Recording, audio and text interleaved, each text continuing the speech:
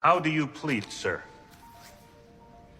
I do not recognize this court's right to try me, nor do I recognize any of my actions as a crime. Mr. Reardon, you will have to enter a plea before this court. Simply refusing to obey the law is not a defense. If you believe you may seize my property simply because you need it, well, then so does any burglar. The only difference is a burglar doesn't ask my permission. Sir, I will remind you the punishment this court might impose on you is severe. Go ahead. Impose it. If you sentence me to jail, send armed men to get me. I will not volunteer to go. If you find me, you'll have to seize my assets. I will not volunteer to pay. If you feel you have the right to use force against me, then show it for what it is. Bring guns. Sir, we have no intention of pointing guns and seizing your property.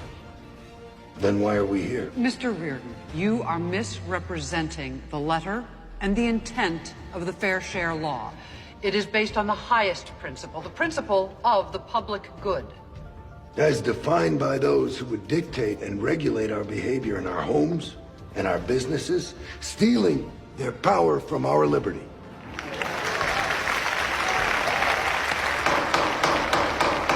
Gallery will come to order. Mr. Reardon, you wouldn't want it misunderstood that you work for nothing but your own profit. Indeed, I want it understood clearly. I do not recognize the good of others as a justification for my existence. If their fair share demands that I get nothing for my labors, that it requires me to be a victim, then I say, public good be damned, I'll have no part of it. And how does that benefit your fellow man?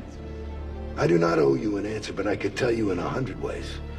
Thousands of jobs, billions in revenue, fueling our economy despite your efforts to destroy the very foundation of our existence.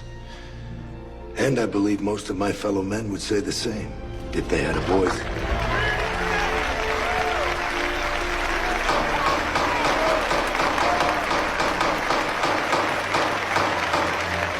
Another outburst, and I will clear the court. Putting the son of a bitch in jail is suicide. The SSI will never get their medal. No, we need an example, not a martyr. Can't set a precedent here, not with this man.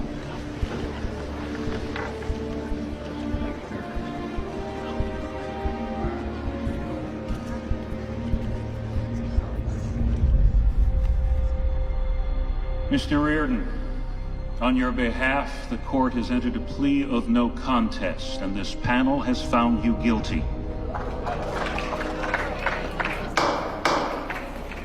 You are hereby sentenced to 10 years in prison and a fine of $50 million. Sentencing of Kenneth Daniger will be withheld pending his appearance before this body. Now, Mr. Reardon, taking into consideration your distinguished achievements, your contributions to society, and your full cooperation in this matter, your sentence is suspended. This court is now adjourned.